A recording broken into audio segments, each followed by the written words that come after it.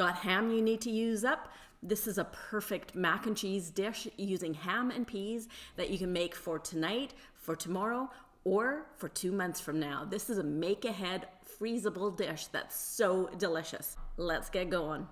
Start by prepping your macaroni, and while that's happening, melt some butter, add onions and celery, let that soften, then add your flour, let that cook a little bit, and slowly incorporate your milk to make a beautiful, creamy, thick white sauce. There it is. And now we're adding some seasoning, some hot mustard powder, some nutmeg, and a little black pepper. Here comes the cheese. Yum.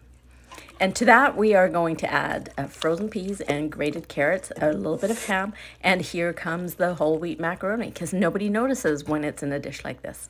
A little fresh parsley, and then pour the whole thing into a lightly greased pan. You can bake it right away, or you can cover it and keep it in the freezer for a couple of months.